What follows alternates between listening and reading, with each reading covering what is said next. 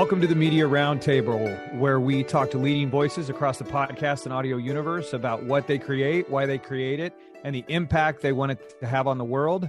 This is our industry edition, where we go a little further behind the scenes to talk about the business of audio and the secrets of the craft, which allows brands and creators to impact audiences and culture through the work they put out. I'm your host, Stew Redwine, VP Creative Services at Oxford Road, and we have a very special show for you today. We're calling it Sound Success, where we'll discuss the simple secrets to high-impact audio advertising. We're going to be talking about audio's resurgence, a few recent studies showcasing its positive emotional and performance benefits, and how we've seen elements of sonic branding play out in our work, and how taking creative risks in the audio space is well worth it. And today I'm joined by Stephen Abraham, president of Oxford Road. Hi, Stephen. Hey, Stu. Glad to be here. Good to have you. Neal Lucey, EVP of Strategy and Product. Hi, Stu. It's great to be back. Always, always. And Jennifer Laine, Head of Marketing, Innovation, and Special Projects. Thrilled to be here, Stu. Thank you. Love it. Stephen, Neal, Jennifer, welcome to the Media Roundtable. All right. So the first thing is, audio is having a moment right now. We've been with it since podcast, and it's continuing to surge. And then through the pandemic, it feels like it got supercharged. And right now, what we're seeing, a lot of folks saying, I just want to mention 3 studies real quick and quotes from those studies, and we can talk about this, is the impact that audio has on folks. I think, we saw audio first half of the 20th century, and then video comes into play, and then digital comes into play, and audio kind of falls back. And now the impact and the power that it has is something that everyone's taking a look at again. It's something we can consume on demand. It's incredibly intimate. It's inside of us. And the impact that it has on us is significant. So just 3 quick quotes. These are recent studies, like in the last month. Spotify advertising, their Sonic Science, their most recent study. Key takeaway from that one is recent advances in neuroscience show us that sound actually impacts us through every center of the brain. It affects the emotional, it affects memory, and the engagement centers alike. That's like everything advertising wants to do, right? Okay. Another one, Odyssey and Veritonic, their sound creative study, which we're going to talk about a lot. Ad Age just put out an article about as well. A key quote from that one of the top findings is that sonic branding boosts purchase intent and increases ad recall by double-digit percentages. Sonic branding is a unique and easily identified sound or jingle that consumers over time quickly connect to a product. Very Pavlovian, ring the bell, and the dog salivates for the food. And then from Amazon and Wondery, your emotion on audio, with some specific numbers here. After listening to streaming audio sessions, the most common emotions reported by participants were positive. The happiness was at 60%. Optimistic is at 41%. I think that's because people are choosing the audio they want to listen to that makes them feel good. And then the first negative emotion, just to to give all the results here, was sad. And that was like in 6th place, and it was at 6%. So the large majority of folks, they're feeling good about the audio that they're choosing, and they feel better after they listen to it. So looking at these studies, looking at this moment that audio is having right now, just open it up to the group. What do you guys think about everything that's coming out right now about the impact that audio has on human behavior? I'm happy to jump in because I think I found a couple of these studies and shared them with the organization. I think first and foremost, if you read The Influencer, and hopefully you do, we will have links to where listeners can download the studies from The Influencer.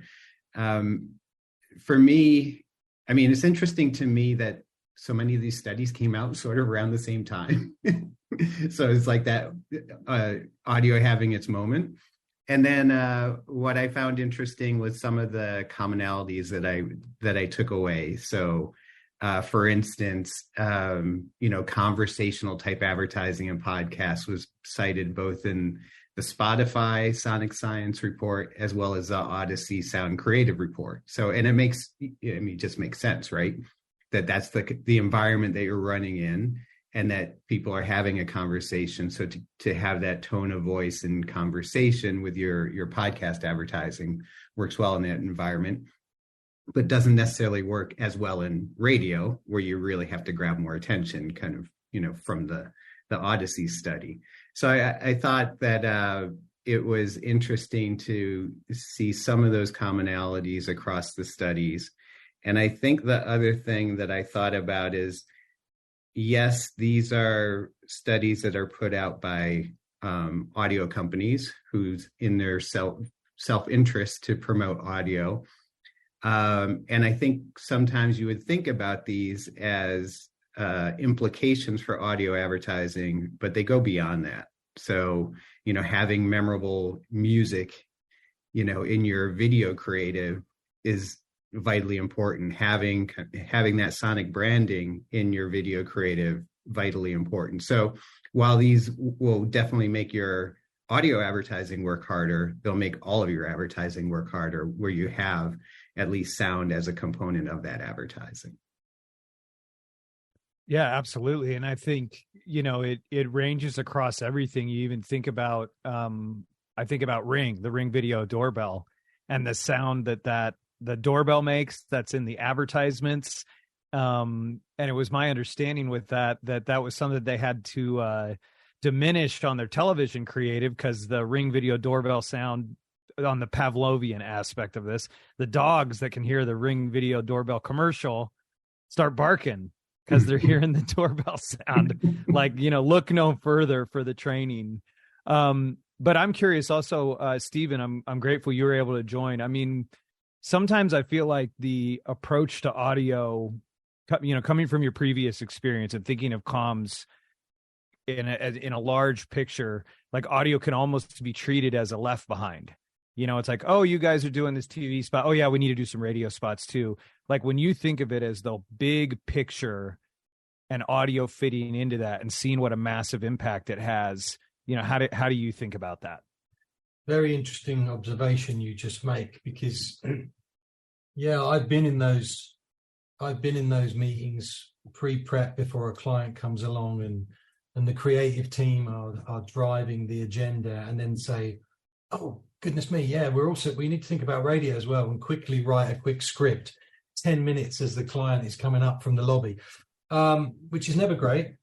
But no, I think every individual component is going to have its role, right? And I don't really see one being better or worse than the other. But at the same time, it has been perhaps an afterthought and an unnecessary one. I think some of the changes that we saw through the pandemic, where people had more time on their hands, whether that was actually more time to do more stuff, but they just actually were located in one environment, and to fill their time they were consuming more variety of media. I think what's happened is audio's resurgence has actually is going to have you're going to get a double bite of the cherry, right? Because people started listening to it more during the pandemic. They were listening to more podcasts, but you could arguably say for the past 6 months we've been returning to normalcy. But there's a hunger to get out there and do more things, right? And what platform is actually with you on the go? Whether you're in your car or whether it's directly in your ears. My behaviors of adoption of podcast or more audio have only become accentuated as we've returned to normalcy. I don't leave the house without having a preset list of what it is I want to listen to. I don't need, I've retrained my brain to get an amount of information from audio that I was only really satisfied with an AV component before. And so the power specifically of sonic branding is I think, is more and more on clients' agendas, and they're being more thoughtful about the type of creativity that you can put out there.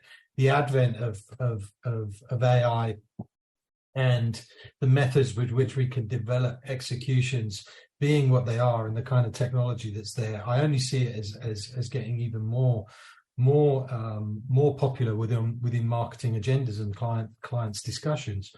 I read a recent report that was saying that it takes something like, I don't know, 50 milliseconds to recognize an image, but only 8 milliseconds to actually recognize an audio sonic piece of branding. And so I think if we continue with that thought and the developments that are taking place from a tech innovation perspective with what you can do with sound and how you can surround your listener in different emotional ways, it is something that we should all consider even more in our briefing and in the development of the programs that we put together for our clients. Interesting that you say one of the negative emotions is sadness. I don't see it as a negative emotion. It can actually trigger a response. So if you're actually writing a piece of copy where you want to get an emotion of sadness because that's going to trigger a behavior, then so be it. Anger is not one that I want to get to, but sadness most definitely. Yeah. And I mean, and sometimes it's like the list, how specific is the list? I mean, there's dimensions to sadness. Is nostalgia, if someone's feeling nostalgic, sure. You know, is there a piece of that or loss? Like, I mean, it's a great point. Audio has so much power. Yeah. We're waking up to the power. It isn't as much of an afterthought. It's now coming to the front of the mind. And so it's a piece of creative. Yeah. So audio is a piece of creative. And, you know, Bill Bernbach of advertising fame is quoted in classrooms when they're teaching advertising is that creative is the last unfair advantage we're legally able to take over our competition, which is, you know, it's a great inspiring quote about what can we do creatively and how much power there is to have a big idea, but how do you do that? To put some more meat on the bone, over at Cumulus Media, the Chief Insights Officer, Pierre Bouvard, has done a lot of great work. In fact, I want to play a little bit from a YouTube video of his a little bit later on. But I'll read this quote in full. Creative generates almost half of sales effect. Way more important than media. Creative is 5 times more powerful than targeting at generating sales. That finding is based on a Nielsen study that analyzed 500 ad campaigns and concluded targeting was only 9% responsible for boosting a brand's sales. Recency was at 5%, had an overall even smaller impact. But what mattered most was the creative. The study concluding 47% of an ad's impact on sales came from how the message was crafted. Well, a few thoughts on this and then one to the previous topic as well. But the question for me is like, how can you create very meaningful creative if you're not super targeted? If you are trying to reach every single person because targeting doesn't matter so much, like how can you create an effective ad if it's for everybody? Who is it actually for? And that was one thing to me that I couldn't really get past. And I think it was because this stat was so shocking. Like every brand that we work with cares so much about targeting and everything is laser focused on targeting. And I mean, not at our agency, but at many other agencies, like audio ad creative is an afterthought. At Oxford Road, obviously, it's like we're laser focused on that. And it's pivotal to the success of our campaigns. But if you're taking targeting out of the conversation, how do you create effective creative? Maybe it's less about taking targeting out of the equation, and it's more talking about understanding exactly who it is you're targeting. I don't think anybody's saying one is more important than the other, but I do believe that you can lead as many horses as you want to water, right? You can have the best laid media plan and you can have worked out exactly what the right amount of money should be to effectively be able to send a message to an audience. But if that message is lackluster, it doesn't matter. It really doesn't matter. Yeah. At the end of the day, you could spend a fraction, but with one unbelievably powerful piece of communication and all the horses are going to drink. So yeah, I guess like not an audio example, but a really excellent example would be the Dove soap ad from probably 8 years ago, that was breakthrough. And all of a sudden you had people who weren't talking about Dove, who definitely weren't the target end of that Dove creative, feeling the effects of it and really creating like an emotional brand response to it. Yeah, I think that crosses different media in the sense that the opportunity to stand out is always going to come from your creative, without a shadow of a doubt. I mean, yes, you can do things with media. You can set up really interesting media stunts, but it's the end of the day, the consumer, the man on the street is not. They're all media experts, but they're not media planners. But they can definitely, when they receive the message and it impacts them, they're not worried about how many rating points you purchased or how your recency plan was structured or whether you were only buying Friday or Saturday night, they just receive. Whether they receive visually or purely on an audio level, it's the power of that message. And I think being able to stimulate an emotion purely through sound has got to be a copywriter who can absolutely nail the idiosyncrasies of audio at the right times to stimulate that emotion. And to that point, I think, like, in reading the Odyssey report and reading the Spotify report, I was wondering, like, the main examples they pointed out were the Tostitos that has the sound. It was the Ring doorbell that has the sound. For digital products, like for an Amazon, as an example, like, how do you create that bridge? Like, how do you bridge the gap from a soundless brand?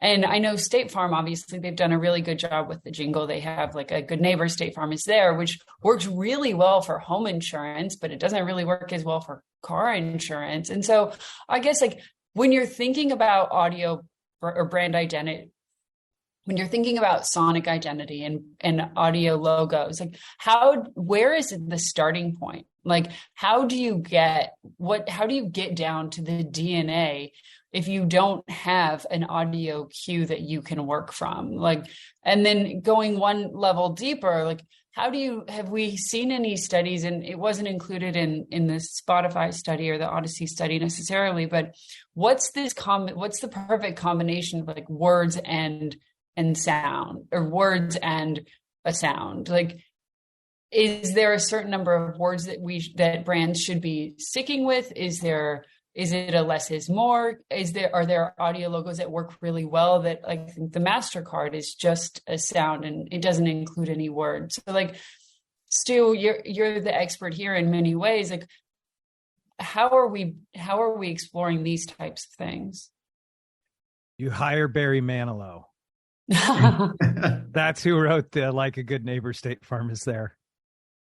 Isn't that amazing? And he got paid $500. That's what we're going to be talking through. So those are all great questions, Jennifer.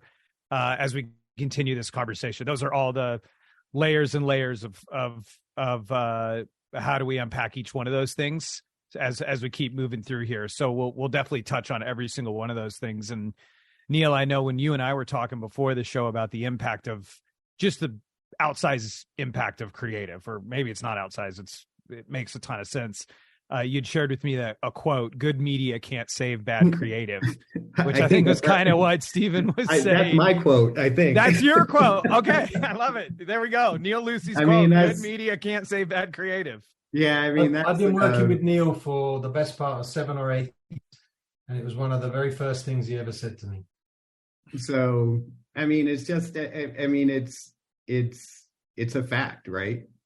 The best media plan cannot overcome creative that doesn't resonate in the marketplace. I mean, it just can't. I mean, it can do a little bit, but your ad campaign will not be as effective if the creative is not worthy. And then on the flip side of that is, if you have iconic creative, the media plan can be so-so, maybe not kind of perfectly targeted, maybe not in all the right channels, but you've got a creative message that breaks through and is going to overcome the deficiencies of the media plan. It's powerful. It's powerful. And I think, like Jennifer linking that up, earlier, what we're saying, the through line, right? Audio's been an afterthought. Now it's the front of the mind. Okay, well, how do we see that it has a huge impact. Creative has a massive impact. So how do we talk about it? How do we approach it? What is the language? Like I'd mentioned before, is an article that Neal had shared from Ad Age, how your audio ads can benefit from these 4 essential ingredients, which was really unpacking one of the studies that was linked, that will have, all this will be linked as well, the Sound Creative study, the Odyssey and Veritonic study. But there's a quote: "The question on everybody's mind is no longer, should I be using audio, but what should my audio sound like?" which is essentially what you're asking, Jennifer. Said Scott Simonelli, CEO of Veritonic. Love Veritonic. Scott's great. He went on to say, "Creative testing is an indispensable tool for answering that question, enabling brands to invest in the powerful medium, including sonic logos, music, streaming, podcast, ads, etc. Okay, so just to create some boxes for us to have the conversation, one of the things we're talking about is music. The inclusion of music will boost purchase intent by 5%, and recall by 4%, and energetic emotion by 3%. Just the inclusion of a melody, right, that we can associate to. And that it's like that translates across borders, right? Because music has an emotion to it. Voice, ads with multiple voices increase recall by 10%, especially back and forth dialogue, which I found was very interesting. And this is all from the Sound Creative study, excuse me. And then the message. So when ads contain 4 or more brand mentions, purchase intent rises by 4%. And this is where on this point, I have a quote I want to play here from Pierre Bouvard at Cumulus Media. This is probably the single most used recommendation. The first 5 seconds matter. Say the name early and often. If you're looking for low-hanging fruit, I want you to listen to all of your radio ads that you have on the air right now. I guarantee you might have some of these ads where you're breaking this rule. Now in video, it's a common practice to have a 30-second ad with mystery and intrigue, and you have no idea who this ad is for, and only in the last second of the ad does the brand come up. You do that in audio, that is death. So many studies from Nielsen and Veritonic show there's a distinct relationship between recall, brand lift, and how many times you said the brand in the ad. I could not agree more with that. Yeah, I mean, as soon as you hear the Netflix Sonic brand or an Amazon Prime Sonic brand or a Visa Sonic brand or I'm loving it or let's do it, those individual little milliseconds of sound, because it's not even a full second, right? I'm loving it. It's not even a full second.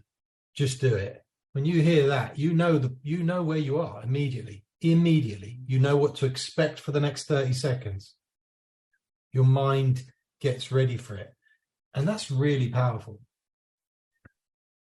I couldn't agree more. And I think, Pierre mentioned in there, just mentioning your company name. I think it's easy to forget that your company name is an aspect of sonic branding. Say your name early and often. Just simply say Geico presents. Sure. The first words of a Geico ad. Geico presents, like Geico. Gotcha. Like, so that's another, in case, it's like, well, how do we, to Jennifer's question, really, I'm not an audio brand. I don't have a user interface sound. Where do I even begin? There's lots of great resources, something we'd love to help with. There's ways to approach that. What is the sound? Why do I sound this way? But also, you do have a name. So simply, let's say you're not an audio brand, you can start with another insert company name story, another Oxford Road story. You've gotten an impression of at least your company name. That's one of the tools in the tool chest. I think that's really important, like starting with the brand name, right? As an audio asset. And I think I think Pierre mentioned, if you can mention the brand name 6 times in the ad, it works better. The Odyssey study mentions at least 4, so 4 plus. So that's a pretty simple formula if you're writing copy. Mm-hmm. That, in order for this ad to work as hard as it can, I got to mention it 4 times at least. And that's just in a 30-second spot. Yeah, but I also think that even beyond just the name of the brand, some of the most famous brands on the planet, which might not even be pure brands, but what we always call, ingredient brands, like a Visa or a MasterCard or an Intel, you don't even need to hear that at the beginning of an ad. That's it. You know where you are. You know exactly what you're talking about. What's funny is, and I'm not sure if this was an Intel ad or if it was a Dell ad. Four sounds. But it didn't have it. it didn't have the Intel Inside Sonic logo, which I was like, how can an ad that features Intel not have that included? Yeah, and I've actually listened to ads that similar brands have done where they haven't mentioned their brand name, but they've had the Sonic branding, so it doesn't even need it. Anyway, the point is there, but yeah. Yeah, it is. Yeah. It is. It's powerful training. And like you had mentioned, Stephen, the duration of time, like you'd said in that study you'd looked at, that's something that Roy Williams out of Austin, Texas, who's done a lot of work in audio as well, talks about, that the time it takes for us to recognize a sound versus the time it takes for us to recognize something visual is a fraction of it. That when we go into audio land, man, we are tuned in fast. The cry of a baby, you think just from a survival standpoint, like we really got to pay attention to what we're hearing. Well, and I guess I wonder, how much is it the combination of the consistency of the combination of words that you're saying versus the consistency of voice? Like, in visual ads, you have Flo from Progressive Insurance, and you have the Geico Gecko, and you see the repetitive faces. And in audio, do you need to use the same voice over and over and over again for years, or is it just the recognized combination of words together that can that be as powerful? I assume. Well, Jennifer, I am so glad you asked, because you have uniquely segued us into a fantastic study that we're going to link from Ipsos Creative about the impact of all these different things. So we'll link the study. I'll just summarize a couple of key points here. What impact does a character have on branded attention? It's got 6 times the impact of nothing at all. A sonic brand cues has the largest impact of all at 8x. A logo by itself, 1x, a slogan, 1x, a logan with a slogan, logan with a logo with a slogan. I just found a new tongue twister. Easy for you to say. Yeah, exactly. But characters, it's interesting. You mentioned characters, and we look at the insurance, look at the insurance advertisers. Characters and then sonic brand cues have the largest impact out of any of these different elements. All right, so tell me if you've ever heard of any of these companies. Indeed, Shopify, NetSuite, Headspace, Quip, Theragun, Postmates. You know, I'm not only the host of the Media Roundtable, but also CEO of a company called Oxford Road, and we are the world's leading independently owned and operated audio ad agency. And what that means is that we help great companies, many that you have probably heard of on some of the other podcasts that you listen to. We help them test and scale campaigns in audio channels, with podcast being one of those leading channels. Some of the work that we do includes media planning and buying, as well as analytics, attribution, and insights. And we also have a very special way that we deal with creative and copy generation. We have our own proprietary process called Audiolytics that allows us to score ads for their persuasiveness. If you're looking to be involved in audio and you want a partner that can help work with you to make sure that you achieve unprecedented ROI and massive scale, you should get in touch with us at Oxford Road. And by the way, the only reason that we're able to do the work of the Media Roundtable is because we have a great team at Oxford Road that supports us and makes it possible. So, you know, what we're doing is not just a podcast, but we're really trying to help brands live out their values and balance that with their business objectives, which is an increasingly hard thing to do in this world of misinformation and malice that's infecting so much of our media. But at Oxford Road, we don't want to just broker this stuff. We want to impact the industry for good. We want to raise the bar on what gets created. And Oxford Road is helping make that possible through the Media Roundtable. So if you're somebody that's interested in working with an ad agency or a partner on this type of work for your advertising campaigns, go to oxfordroad.com. It's easy to spell. And get in touch with us, or at least just sign up for our free newsletter, The Influencer. That's oxfordroad.com.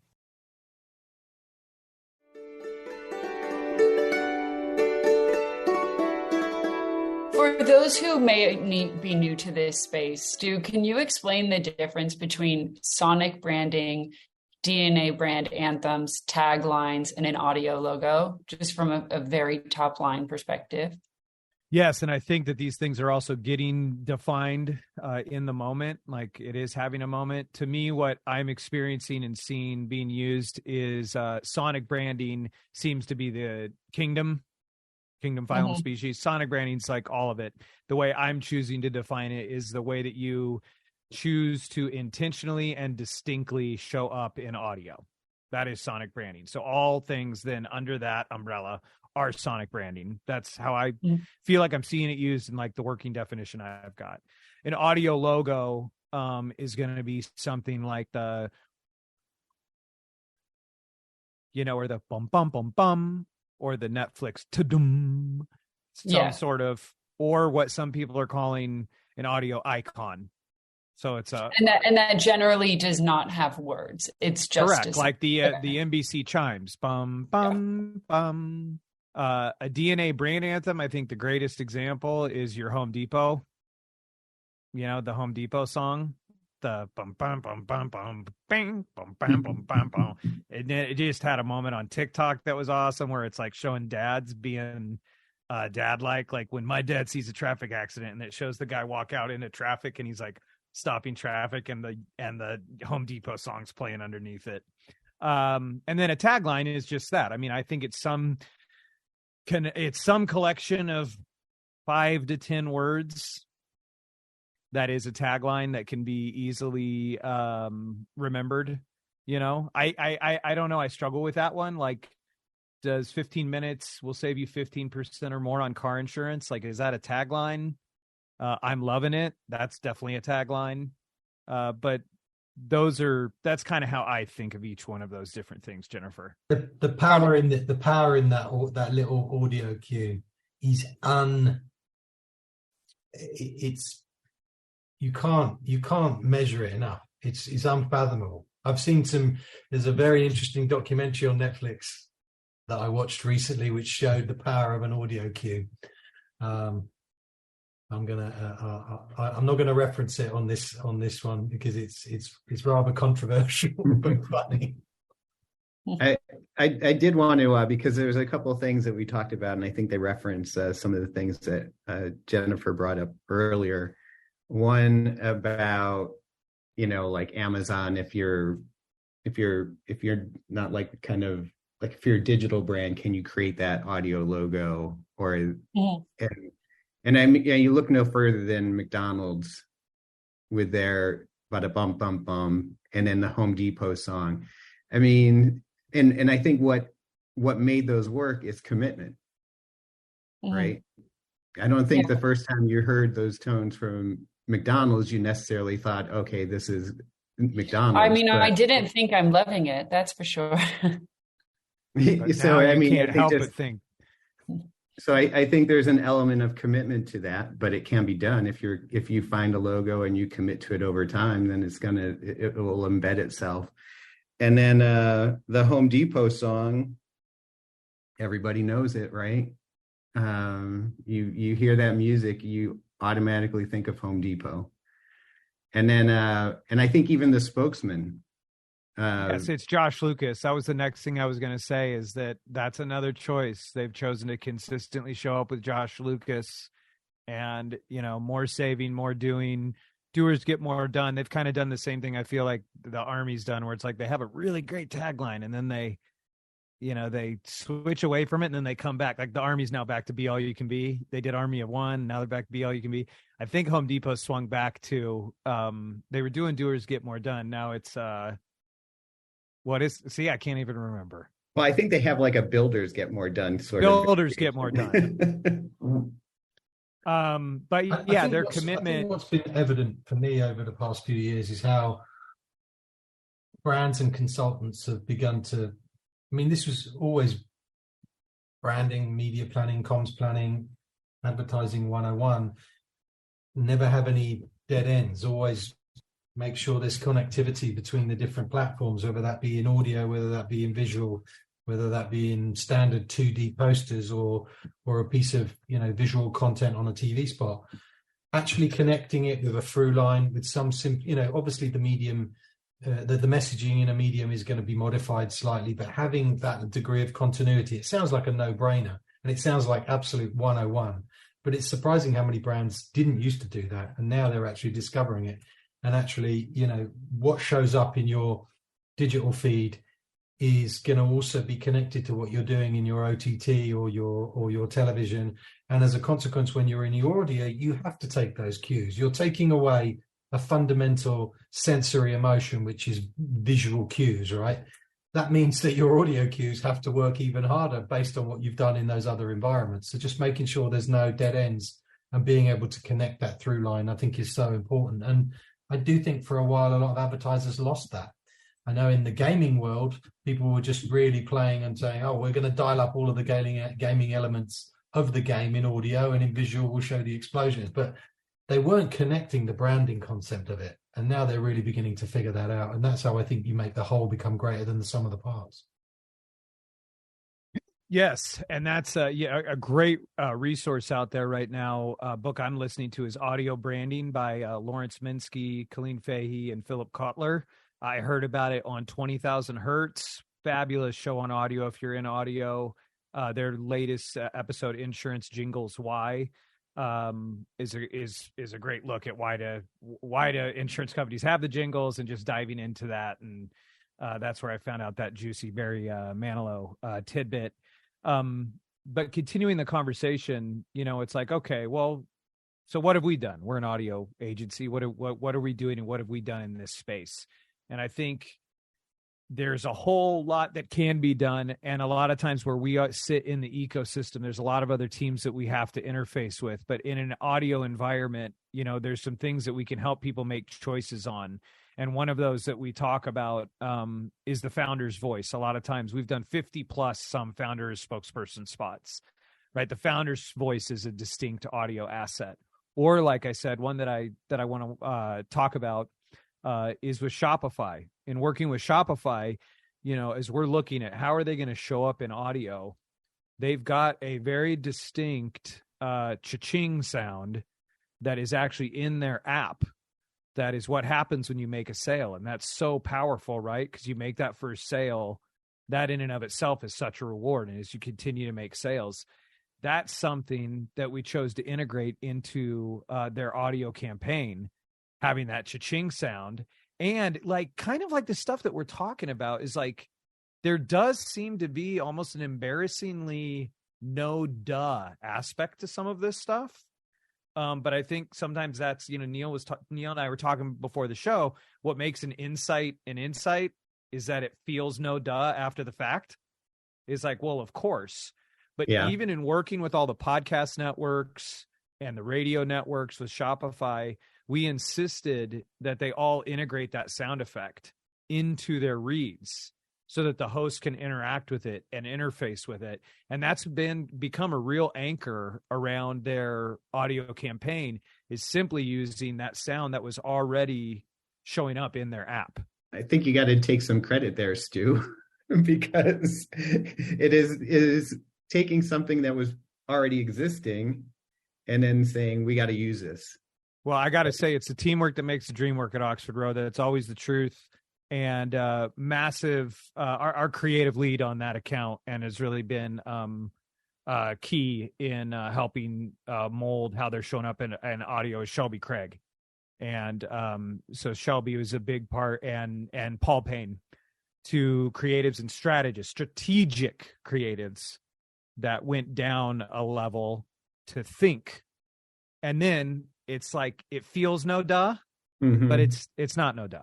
Yeah. Well, and this might be a no duh, but when it comes to mentioning the brand 4 times in a 30-second spot, when you're playing an audio jingle or an audio logo, do you have to approach it the same way, or is once enough? That is a great question. I think for us, where we've landed on it is that we do our best to bookend, using it at the beginning and the end. But as far as like a distinct study I could point to, or even in the stuff that I've been listening to recently, that isn't something offhand that I know, but it does. I have had the idea that I would love to do a spot that's just cha-chings. But I mean, Shopify, it would be Shopify, like Shopify, cha-ching. It would be like the QR code of the Super Bowl last year. Pure cha-ching for Have 30 similar seconds. effect. Yeah. Steven. You're dealing with audio cues that trigger, very powerful emotions. Like when you hear a song, you can remember where you first heard that song or what it meant to you in that moment. You're just taking that, you're using that as an insight and an observation and turning it into something really powerful for a brand. And, there's nothing more satisfying in the commercial world of hearing a cash register close, right? And it's just a no-brainer. As you say, there's a lot of kind of, excuse my profanity, no shit Sherlock statements on this particular episode of Media Roundtable, but they're true. The power of audio is what goes in that ear and what emotion it triggers in a millisecond. And I say millisecond without using any hyperbole, because again, the Intel 4 bars are so powerful. The Visa, and many others. I mean, that Netflix to dumb. Everybody knows what they're getting to. YouTube. They're getting ready for. Neal, did you have something?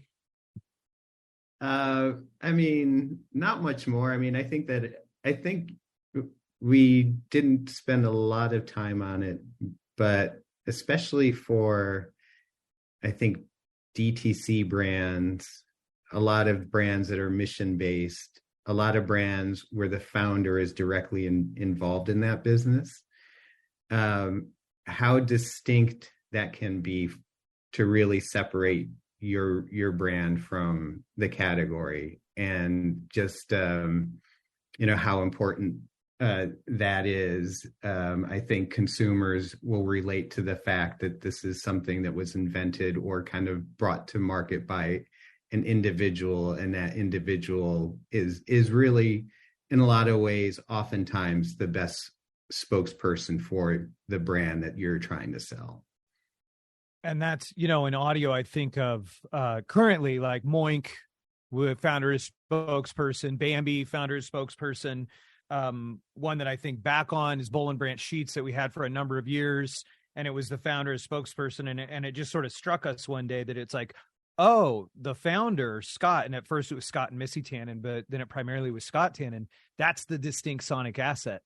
His voice in Sirius XM, and then him delivering a tagline, loved by 3 U.S. presidents. The Sheets loved by, it was like, oh. And so it's almost, when we're working with brands, it's like, hey, take a pause, Shopify or Indeed or whoever it is. Let's look at what you do have. We might already have some of these things. We're not necessarily at a standing start to begin doing some sonic branding work with you. Yeah, and I think that distinctiveness too. I mean,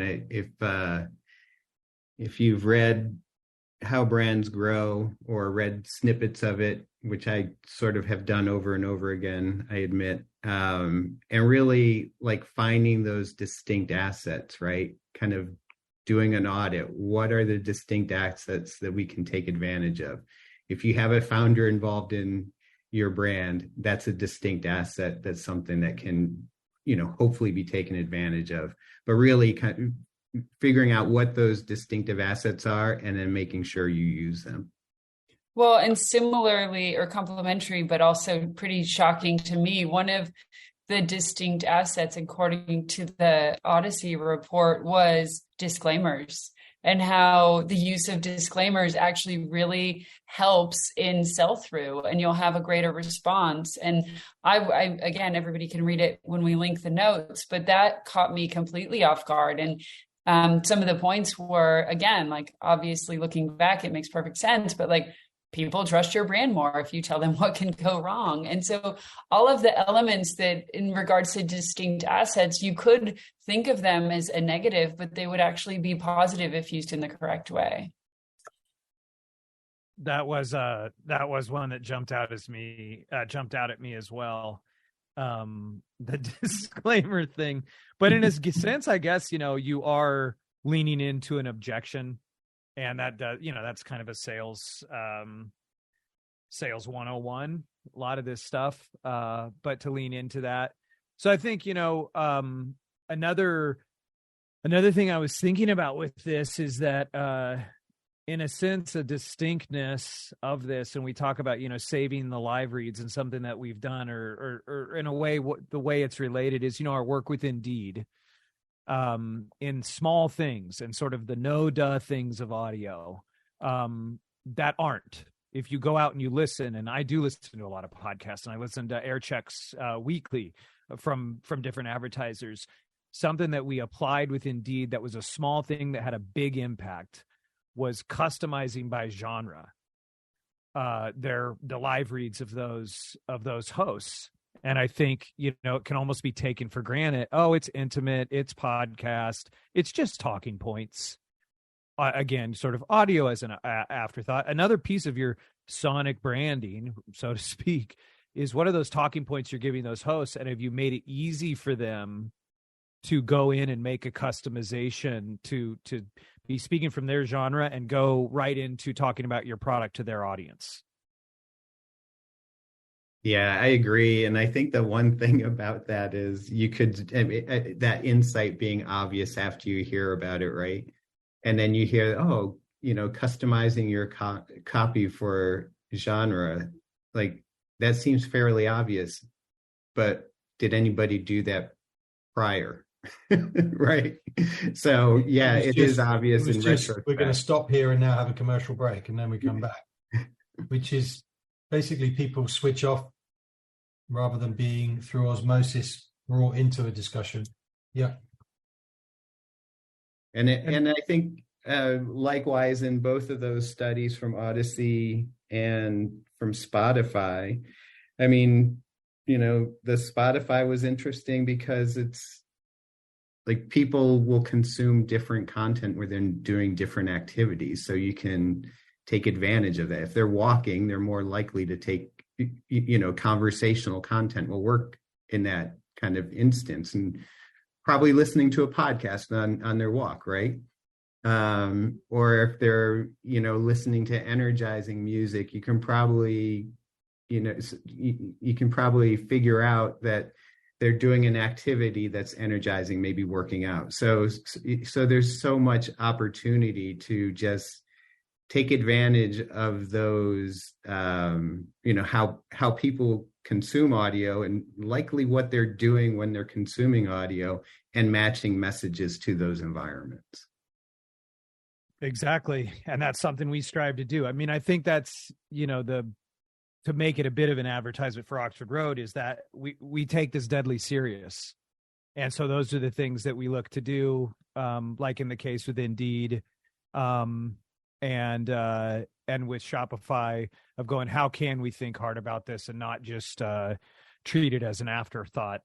Yeah, I would say I wanted another plug on that, and it is a plug for Oxford Road, is if you're disconnected from the media plan, and you may not, like if you're the creative working on that copy and you're disconnected from the media plan, maybe you don't know the genres that you're advertising in. And so you don't have that aha to like, oh, they're running in sports, I should tailor my copy to that environment. But of course, that never happens here at Oxford Road. And indeed, on the next edition of Media Roundtable, we're going to have our own sonic branding, as we used to. Exactly. If it's good for the gander, it's good for the goose. Well, I mean, for me, the sonic logo is obviously, whenever I have a meeting with you, it's dreamwork makes the team work. I get it. Yes. Thank you. Okay. I'll wrap it up. And we can defensively own that one for sure. Stew created it in-house. Right. Hey, all the best ideas. Okay, so this has been a great conversation. We definitely want to do more of these. I think we can dig even deeper into the work that we're. Surface and not. Yeah, I think this could have been a 2-hour. And I mean, we probably haven't even come across any major eureka moments, but it is such a rich vein of discussion. We can definitely do another one. Yes, and we should, and we'll end this episode out. I'll close it out, and then for those of you listening, you can hear an example of a few spots where we've applied some of these principles. And I just want to say in closing a couple of things. Like, look, in audio, it can be radio super efficient, and with streaming these days, you can target as narrowly or as broadly as you want. But the point is you can run a test, and it doesn't have to run very long to deploy some dollars to get some learnings. And just, to quote an often, a titan of industry, Jeff Bezos, in talking about testing, Amazon's Jeff Bezos explains the power of experimentation on the basis of a truncated outcome distribution. If you fail while experimenting, there is a cap downside. However, unlike baseball, where the most runs a player can ever get when they step up to the plate is 4, when we experiment, we can have 1,000% return on our business. And it's the advertisers, like you'll hear a Tommy John sample in this spot, that are began and are continuing to explore sonically just in the power of music, and using an old Christmas song and making it a Tommy John Christmas song for the holiday season, where they're experimenting. The more we can experiment, and audio actually makes that something that you can do rapidly and learn quickly. Not sure what sonic logo you can try. For the few people that are going to hear it, you could try 3 different ones. If you get some indication on which direction to dig, we can start digging. We can be thoughtful in how we approach it. But there's a way to experiment in audio where you can experiment rapidly, because the upside can be so massive, which is something that we've seen with our advertisers. Thank you all for joining the Media Roundtable Industry Edition. Like you guys said, we just scratched the surface. We'll definitely be coming back to talk more about sonic branding. There's no question. Media Roundtable is a show that is still dedicated to our mission of mobilizing marketers to advance truth and civility in journalism. And our Industry Edition gives you the tools to make that possible. We want you not just to know the news and best practices, but use it for good. If you're a marketer looking to balance business objectives with your brand values and want a team who can make your campaign successful through the right strategies, reach out to our agency, Oxford Road, by visiting oxfordroad.com. And definitely we link these studies, and we'll have more. Subscribe to our weekly newsletter, The Influencer. Thank you to our guests, Stephen, Neal, Jennifer, and to Bianca, Kyle, Haley, and the team at Podcast One. And as always, influence responsibly. All right, everybody, thanks again for listening. And if you're here at the very end, enjoy the latest Oxford Road produced audio sizzle.